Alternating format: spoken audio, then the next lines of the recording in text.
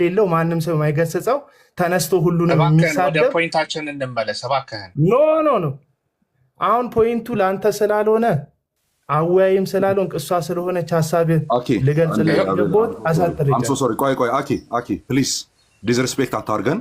ቁጭ ብለን እየሰማን ነው። እኔም ላውራ ነው የተቀመጥኩት። በየመሃሉ እንደዚህ ዘላ አትግባ። በጣም ለእኛ ያለን ንቀት ነው የሚያሳየው። ዘለ ስትገባ ሳሟን የጀመረውን ነገር ይጨርስ። ከጨረሰ በኋላ ታይም ይሰጣል፣ ትቀጥላለህ። መካነ ኢየሱስን እንደ መካነ ኢየሱስ እንደ ቤተ ክርስቲያን የሰደበ ሰው አለ፣ እሱ ይቅርታ በአደባባይ መጠየቅ አለበት።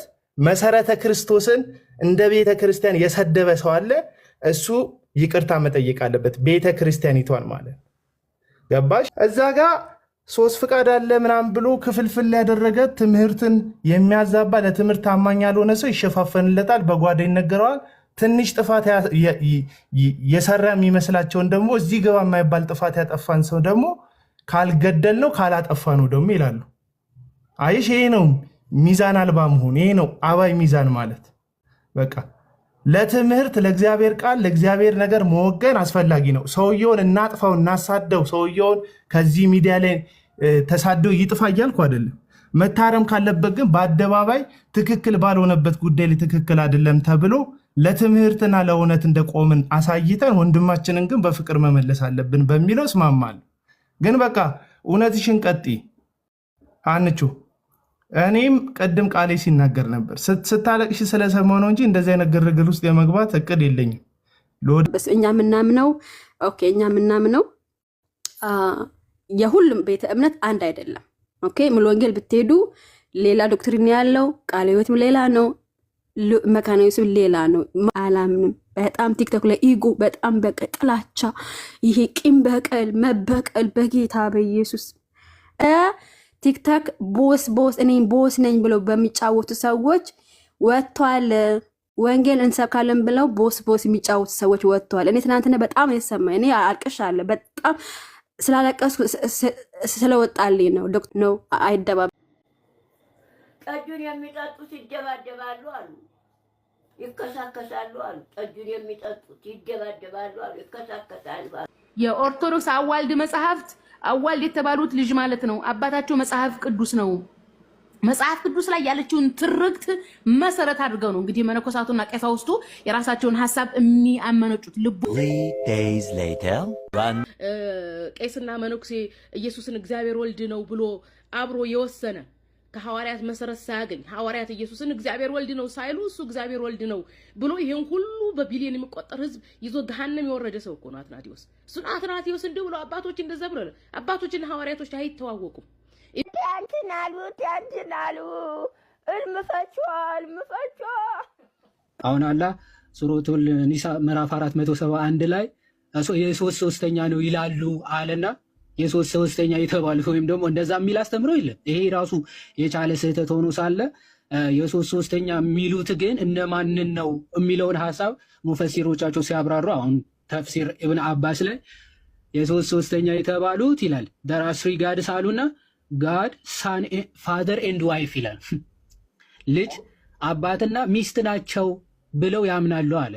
ይሄ በጣም ትልቅ ስህተት ነው። እንግዲህ ፈጣሪ ከሚባል አካል የማይጠበቅ ስህተት ነው። ማንም በታሪክ አባት እናት እና ልጅ ብለው አምልኩ ወይም ደግሞ ሶስት ብለው አያውቅም ማለት ነው። ይህንን ስህተት ድጋሚ ሲሳሳት ተመልክተነዋል። ኦሳማ ቀጥሎ እዛው አልጀላለይንም በተመሳሳይ መንገድ ምን ይላል?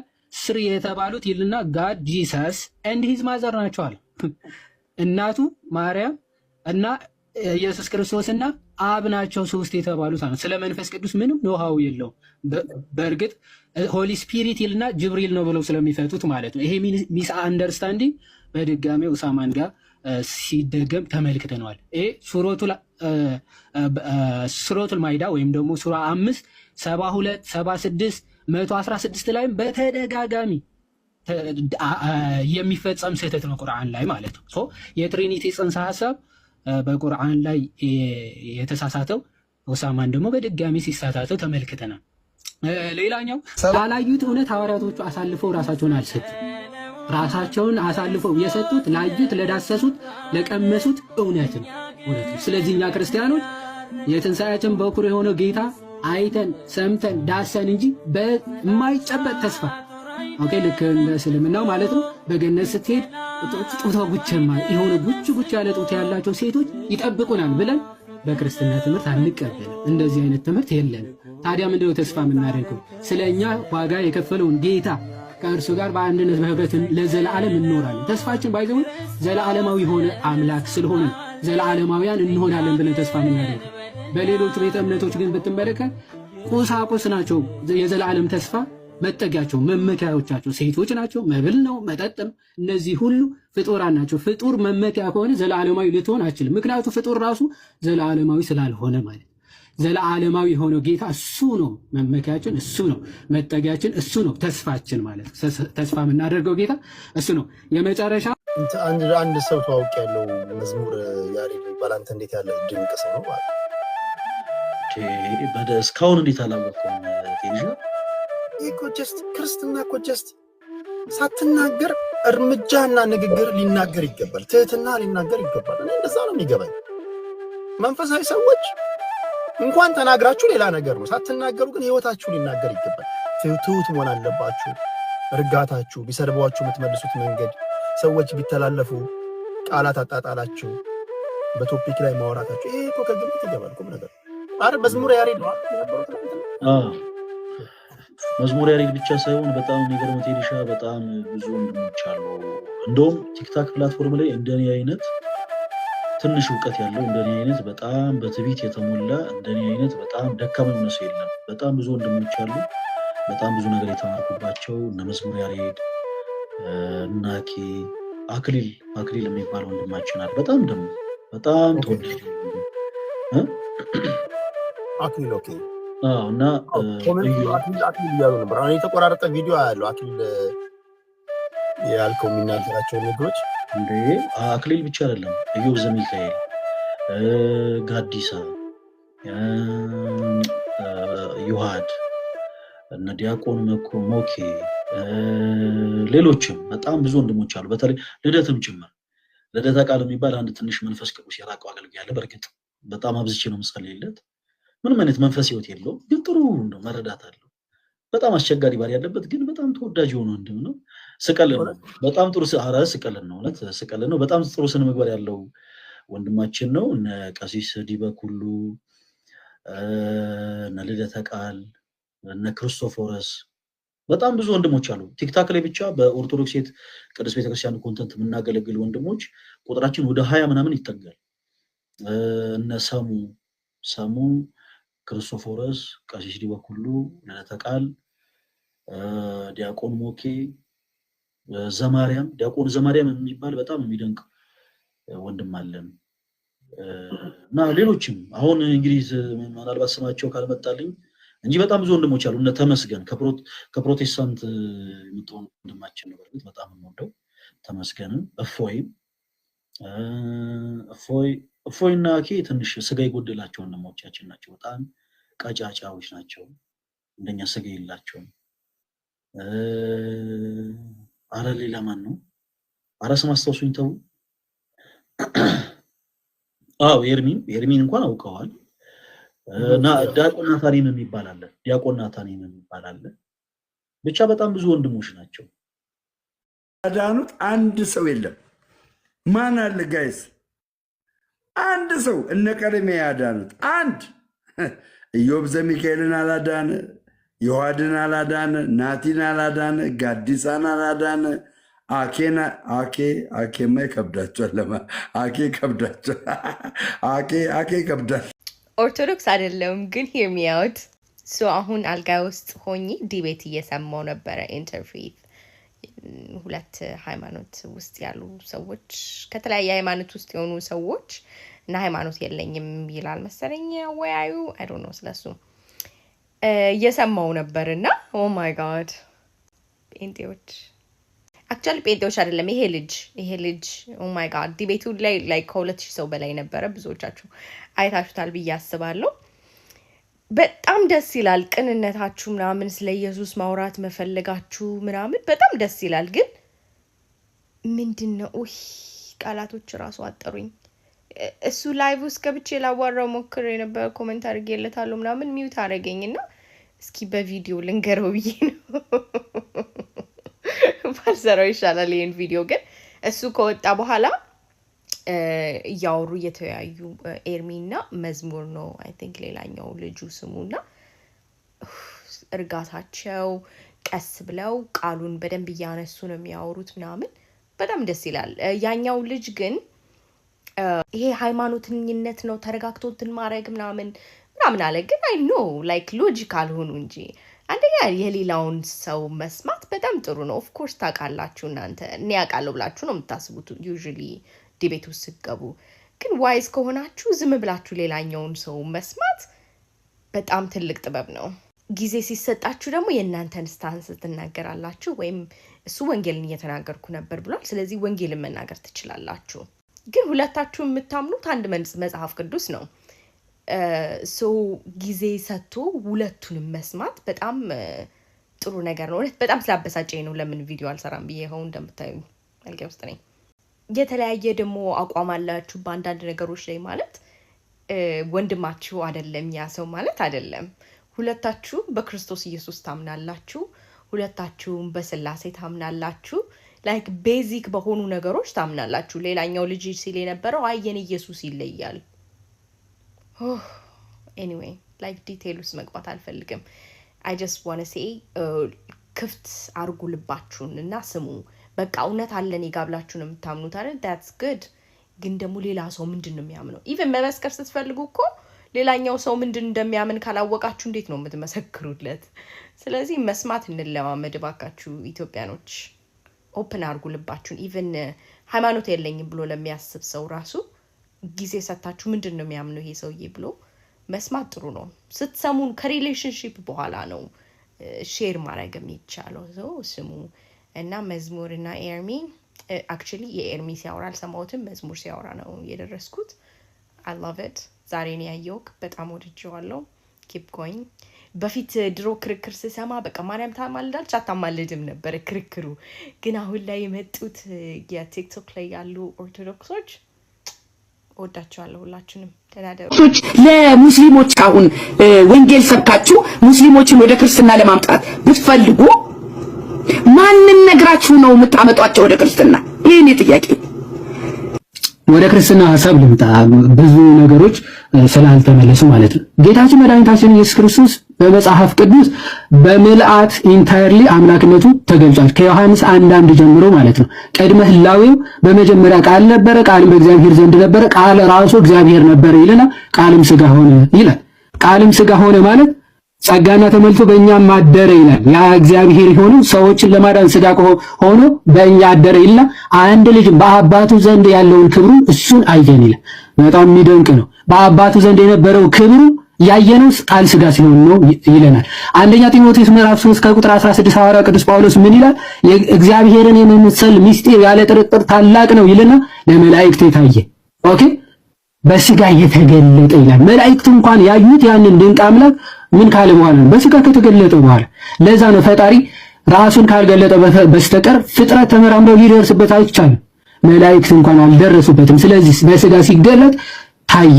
ቅዱስ ዮሐንስ በረከቱ ይደርብንና ይህንን ቃል ሲገለጥ ምን ብሎ ተናገረ? ያ ከጥንት የነበረው ሕይወት የሚሰጠው አምላክ ሲገለጥ አየን ዳሰስነው ብሎ ተናገረ። የት? አንደኛ ዮሐንስ ምዕራፍ 1 ከቁጥር 1 ላይ ስለ ሕይወት ቃል ከመጀመሪያ የነበረውንና የሰማነውን በዓይኖቻችንም ያየነውን የተመለከትነውን እጆቻችንም የዳሰሱትን እናወራላችኋለን። ክርስትና መሰረቱ ባይዘወይ በእውነት ላይ የተመሰረተ ነው። ሐዋርያቶቹ አይተው ያረጋገጡትን አምላክ ነው የሰበኩት። ለዛ አምላክም ሕይወታቸው እስከ ማሳለፍ ድረስ ሰጥተውታል። ለዛ ነው እኛ የምንሰብከው አለ ያየነውን በጆሮአችን የሰማነውን የዳሰስነውን አምላክ ነው አለ ማ ቅዱስ ዮሐንስ። ይቀጥላል። ሕይወት ተገለጠ አይተንማል እንመሰክርማለን አለ። ያየነውን ሕይወት ነው ምን መሰክረዋል?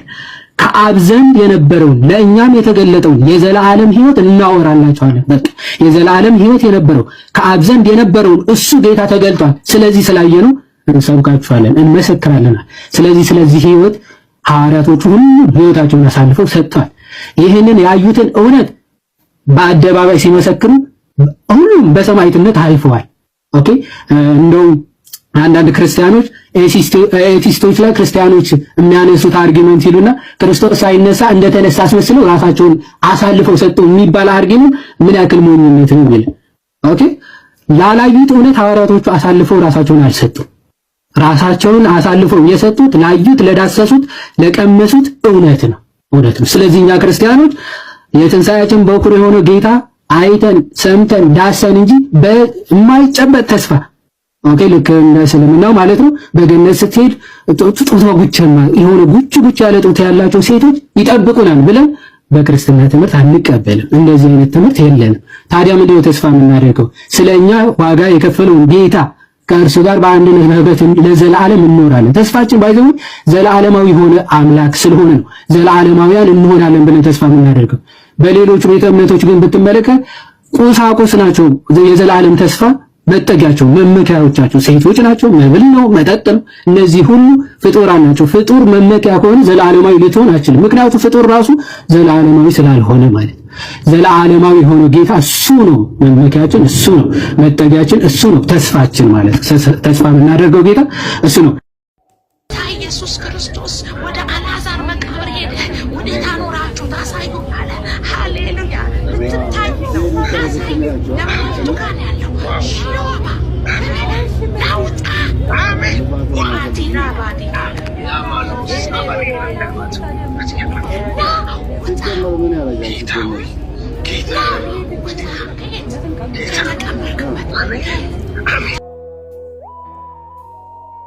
አሁን ያያችሁት ቪዲዮ ሰውየው አጋንንት ይወጣለት አልነበረም ወይ ሌላ ደግሞ ስፒሪት የሚባል ምናምን ነገር ኖሮበት አይደለም። እንግዲህ በመንፈስ ቅዱስ ተሞልተን ነው እየጸለይን የነበረው። እንደዛ አይነት ድባብ የነበረው ነው ላይቭ ላይ እና የእውነት ግን ወዴት እየሄደን እንደሆነ ግራ እየገባኝ ነው። ማለት ምን አይነት ኤክስፒሪየንስ ነው ይሄ? ኬት ያመጣ ነው? ምላስ ጎልግሎ አረብ ኢየሱስ ኬት ያመጣ ነው? ምንድነው? ምን አይነት ነው ይሄ? ይሄ መጽሐፍ ቅዱሳዊ ነው ወይ? እጅ ሲጫን እኮ ይሄ ቢብሊካል ነው ወይ? እጅ ተጭኗል ወይ? እንዲህ አይነት ነገር ሲደረግ ባይብል ላይ እንደዚህ አይነት ኤክስፒሪየንሶች አሉ ወይ? እንደዚህ አይነት ልምምዶች አሉ ወይ ብሎ መጠየቅ እኮ አግባብ ነው። እናንተ ትንሽ እንትን የሚል ሰው ሲነሳ ለመቅጥ ለማድረግ ዝግጁ ናችሁ፣ ግን እንደዚህ አይነት ሰዎችን ለማረም ዝግጁ አይደላችሁ። ምንድን ነው አሁን ይሄ? ምንኛ ነው አሁን ይሄ? ኧረ ተው አደብ እንግዛ፣ ኧረ አደብ እንግዛ ተው። ደግሞ እንደ አንድ አገልጋይ ተሹማችሁ ላይቭ ላይ ገብታችሁ ይሄን አይነት ኤክስፒሪየንስ እንደለቃችሁ በቃ እንድትዝናኑ ማንና ምን መብት እንደሰጣችሁ ራሱ አይታወቅም። ክርስትና ከዚህ ምድር አይጠፋም ብለው የተሟገቱ የኦርቶዶክስ ልጆች አሉ። ስለ ኢየሱስ የሞቱ በጣም ጀግናዎች። ይሄ ሆዳም ዳቦ የበላ ወንጌልን ትሸጣለህ። እግዚአብሔር ይገስጽ። አባቶች ነፍስ ዋጋቸውን ከፍለዋል። እነ ግራኝ መሐመድ ምድሪቷን ሲያምሱ ነገሩ የትኛው ፕሮቴስታንት ቤተክርስቲያን ነው? እውነቴን እኮ እነዚህ ላሊበላ እኮ በድንጋይ በእጅ እኮ ስለ ዋጋቸውን እዛ ቦታ ላይ የሚበላ ነገር የለም እኮ በእውነት የሚበላ ነገር የለም። ዋጋ ከፍለው ለአምላክ ክብር ቤተክርስቲያን ሰርተዋል። ዮናስ የት ነህ እያልኩኝ ነው። እኔም ወደ ጫካ ልገባ ነው። ሰላም፣ እንዴት ናችሁ? ዘንድሮ ሰይጣን አለፋታ ብሎኛል። ይህን ዓመት ጥሩ ጊዜ አልነበረም ለእኔ እና በተለይ ደግሞ ሰሞኑን በጣም ከባድ ጭንቀት ውስጥ ነበርኩኝ። የሆነ ድንገተኛ አጣብቂኝ ነገር ገጥሞኝ በጣም ከባድ ጭንቀት ውስጥ ነበርኩኝ። ኢቭን ቴሌግራም ቻናሌ ላይ የሰዎችን እገዛ እስክጠይቅ ማለት ነው። እና እግዚአብሔር የባረካቸው እውነቶች እግዚአብሔር ልኮልኝ ከዛ ጭንቀት ገና ተገላገዬ እፎይ እንዳልኩኝ ዛሬ አሁን ከሰዓት በኋላ ከስራ ቦታ ተደወለልኝና ወደ ስራ ቦታዬ መጥተውኝ ስራ ከጀመርኩኝ አዲስ ስራ ምናምን ለመጀመሪያው ወክሬ ከጀመርኩኝ ቢያንስ 3 ወር ይሆነኛል። ስራው በስራ ከጀመረ በቃ ቢያንስ 2 ወር ቢሆነው ነው። በጣም ብዙ ወጪ አውጥቼ ነው ስራውን የጀመርኩት። እኔው አሁን ስመጣ እየፈረሰ ነው።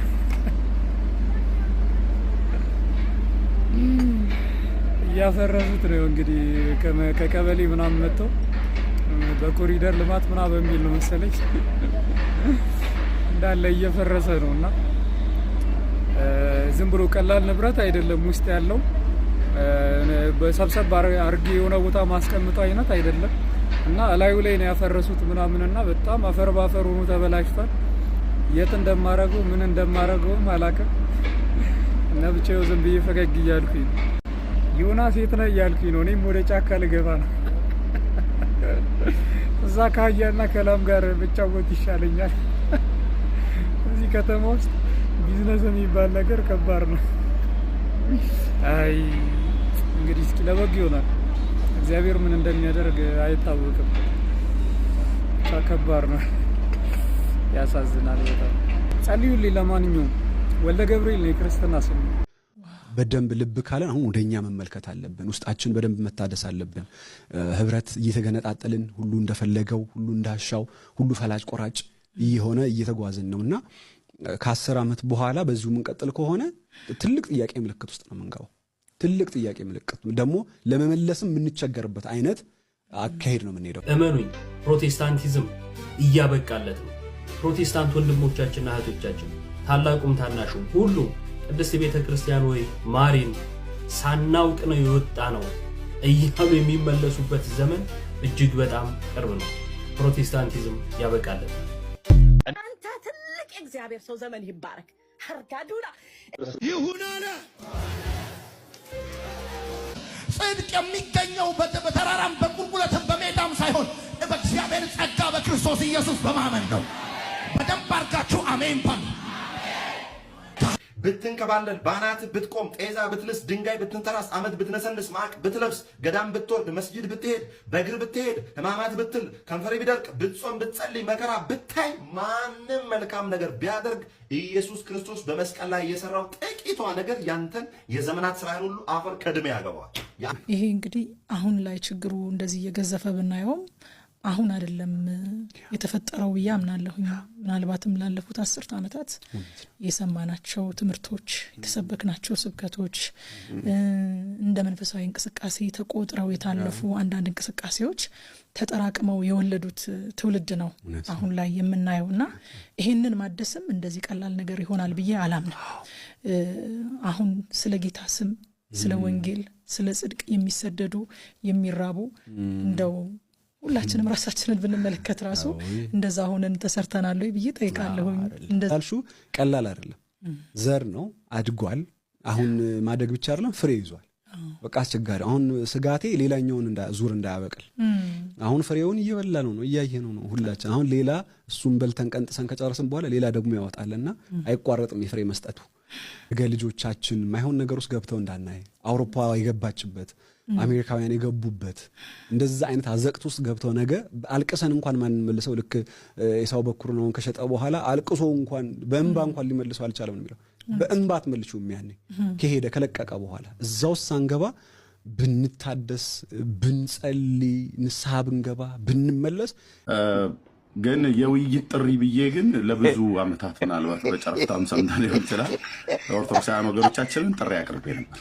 ከትልልቅ ከኢትዮጵያ ማለት ከእስራኤል ወደ ኢትዮጵያ መጣ ብሎ የሚለውን ትርክት ብዬ ብል እስካሁን ድረስ ቤቴን ያንኳኳ የለም ለመወያየት። አሁን እየተደረገ ያለው ምንድነው? ፕሮቴስታንቱ ወደ ክርስትና እየፈለሰ ስለሆነ እኔ ደግሞ አለው እየፈለሰ ስለሆነ ፕሮቴስታንት ከፕሮቴስታንት ወደ ክርስትና የሚወጡ በጣም ብዙዎች አሉ እና ይህንን ነገር ማስቆም የሚችሉት አንዳንድ ፕሮቴስታንት ወንድሞች በምን መልኩ ነው? አንዳንድ ፕሮቴስታንት ወንድሞች ገድል ላይ እኮ እንዲህ የሚል አለ፣ ተአምር ላይ እኮ እንዲህ የሚል አለ። ሰዋት ገድል ላይ ተአምር ላይ ስላለ ብቻ ሃይማኖት ነው ብለን የምንቀበል ይመስላል? አይደለም። ይሄ ከዚህ እንደውም እኔ ምን አይነት አቋም አለኝ? አንቺ የሰራዊት ጌታ እግዚአብሔር እንዲህ ይላል ብለሽ እግዚአብሔር ካላለው አንቺ እኔ እግዚአብሔር ነኝ እያልሽ ነው። ምክንያቱም እግዚአብሔር አላለማ። እግዚአብሔር ሳይል አንቺ እግዚአብሔር እንዲህ ይላል ካልሽ እኔ እግዚአብሔር ነኝ እያልሽ እግዚአብሔር ካለው እግዚአብሔር አለ፣ አንቺ እያስተላለፍሽ ነው። እግዚአብሔር ሳይል ግን ካልሽ በቃ እኔ ነኝ እግዚአብሔራችሁ እያልሽ ነው። በዚህ ልክ እግዚአብሔር ላይ እየቀለድን ነው። በዚህ ልክ መንፈስ ቅዱስ ላይ እየቀለድን ነው። በዚህ ልክ በክርስቶስ ስም ብዙ አዘቅት ውስጥ ገብተናል። ስለዚህ ተሐድሶ ያስፈልገናል። እንደ አብያተ ክርስቲያናት ተሐድሶ ያስፈልገናል። መጽሐፍ ቅዱስ ብቻ የሚለውን ትምህርት የያዘው ራሱን የክርስቶስ ቦታ ነው ሄዶ ቁጭ የሚያደርገው፣ ወይ ደግሞ የሐዋርያቱ ቦታ ላይ ሄዶ ራሱን ቁጭ የሚያደርገውና ይሄ በጣም አደገኛ ነው። እና ሰው መጽሐፍ ቅዱስ ብቻ የሚለው ትምህርት የስህተት ትምህርቶች በጣም በቃ መነሻ እውነቱን ለመናገር እና የፕሮቴስታንቲዝም ደግሞ ኮርነር ስቶን ነው። ፕሮቴስታንቶች ሁሉ የሚጋጠሙበት ትምህርት ቢኖር መጽሐፍ ቅዱስ ብቻ የሚለው ትምህርት ነው። ሉትራኑ ጋር ብትሄድ፣ ባፕቲስቱ ጋር ብትሄድ፣ ፔንቴኮስታሎቹ ጋር ብትሄድ፣ ሁሉም ጋር ስትሄድ፣ ኢቭን ኦንሊ ጂሰሶች ጋር ብትሄድ፣ የይሖዋ ምስክሮች ጋር ብትሄድ መጽሐፍ ቅዱስ ብቻ ይላል። ሁሉም የተያያዘው እቺ መጽሐፍ ቅዱስ ብቻ በምትለው ጽንሰ ሐሳብ ነው። ሁሉም በዚህ ኮርነር እሱን ተለያየና ማለት ነው ተጋጠመና ማለት ነው ተያይዞ አንድ ሆኖ መጽሐፍ ቅዱስ ብቻ በሚለው ትምህርት አርዮሳውያንም ጭምር ማለት ነው ሁሉም መጽሐፍ ቅዱስ ብቻ በሚል ትምህርት ተያያዙና ከዛ እዚህ ጋር ስትመጣ ሉተራኑ ጋር ስትሄድ የሆነ ከለር ያሳያል። አስቡ መጽሐፍ ቅዱስ ብቻ በሚል ማዕከላቸው የሁሉም እንግዲህ የተሳሰሩበት መጽሐፍ ቅዱስ ብቻ የምትላለች ብቻ ነው የሚለው አስቡት። ከዛ መጽሐፍ ቅዱስን ብቻ ሉትራኑ እዚህ ጋር ስደርስ ሉትራኑ ሲያነበው የሆነ ነገር የሆነ ከለር አምጥቷል። መጽሐፍ ቅዱስ አንብቦ ማለት ነው የሆነ ከለር ያሳያል። ባፕቲስቱ ጋር ስትሄድ የሆነ ከለር የሆነኛው ጋር ስትሄድ የይሖዋ ምስክሩ ጋር ስትሄድ ኦንሊ ጂሰሱ ጋር ስትሄድ እያለ መጽሐፍ ቅዱስ ብቻ እያለ የተለያየ ከለር ነው የሚያሳይ፣ የተለያየ መልክ ነው የምታየው። ወዝግብግብ ብለህ ኧረ ወዴት ልሂድ ስታየው ይሄኛው ይሻላል ያኛው ይሻላል፣ ኧረ ሁሉም ያው ነው። እዛ ወደ ይሄንን የምንፍቅና ትምህርት ገጭ አድርገው ወደ ጌታ ኢየሱስ ቤተክርስቲያን ትመጣለህ። አመጣም ብመጣ ይሻላል ይመስለኛል። ይህን ቪዲዮ ሽር አድርጋችሁ ለኡሳማ አድርሱልኝ። ትናንትና ቴዲ ቤት ነበረ። እኔም ለመግባት ገስት ልኬ አላስገቡኝም። ለኡሳማ አድርሱልኝ ያልኩበት ትልቁ ምክንያት ኡሳማ ምንም አይነት በቂ ዝግጅት ሳያደርግ ነበረ እና ቴዲ ቤት ገስት ላይ የተቀመጠው። ለወደፊት ቴዲ ቤት የምትገቡ ሙስሊም እህት ወንድሞች በቂ ዝግጅት ሳታደርጉ ቤት አትግቡ ከኔ ጀምሮ። እንትና ዮሐዳ ፈወርቂ በቁርአን ላይ ሲቀጥፍ ለነበረ ተፍሲር ገልጦ ለማጋለጥ አልሞከረም። ኡሳማ ሲጀመር የተፍሲር መጽሐፍ ራሱ ያለው አይመስለኝም። እንግዲህ በዮሐንስ ራዕይ ምዕራፍ 1 ቁጥር 8 ላይ ኢየሱስ ክርስቶስ አምላክነቱን ተናግሯል። ይህንን ለምንድን ነው የማትቀበለው? ወይንም ደግሞ ይሄ ግልጽ ጥቅስ እያለ ለምንድን ነው ኢየሱስ አምላክነቱን አልተናገረም? አይገልጽም። ኢየሱስ ክርስቶስ እዚህ ጋር በአንድ ተናገረም። እሺ ያለውና የነበረው የሚመጣው ሁሉን የሚገዛ ጌታ አምላክ አልፋና ኦሜጋ እኔ ነኝ እያለ ነው። ምንድን ነው አይገልጽም የምትለው? አምላክ እኔ ነኝ እያለ እኮ ነው። ኢየሱስ አይደለም እየተናገረ ያለው። አረ ራሱ ኢየሱስ ክርስቶስ ነው። ያው ከላይ ጀምሮ አንብበው፣ ስለ ኢየሱስ ክርስቶስ ነው የሚናገረው። እንደ ሐሳብ ማለት ነው። ንጽጽር መጀመሪያ ተማር ነው። ሐሳብ ሙክት 3 ጥቅስ አምጥተህ ትወያያለህ። እንደ አላህን አትፈራ? ይቀልዳል ይዋል። አሪፍ አርጎ ጨምቋል። እውነት ለመናገር ማለት ነው አሪፍ አርጎ ጨምቋል። ኦኬ ወንድማችን ኡሳማ የቁርአኑን ስህተት ድጋሚ መሳሳቱ በጣም አስገርሞኛል። እውነት ለመናገር ሱራ 471 ላይ ያለውን ሐሳብ አንስቶ አላህ የተሳሳተውን ይሄ ስላሴ ጽንሰ ሐሳብ ደግሞ እዚህ ጋር ሲያነሳው በጣም አፍሬያለሁ። እውነት ለመናገር ብዙዎቹ ይሄንን ቢያንስ ፊክስ ለማድረግ ስለሚሞክሩ ማለት ነው። ይሄ ስል በማስረጃ ነው በነገራችን ላይ። ዋው በጣም የሚገርም ነው። 100,000 ሰዎች አይቷችኋል።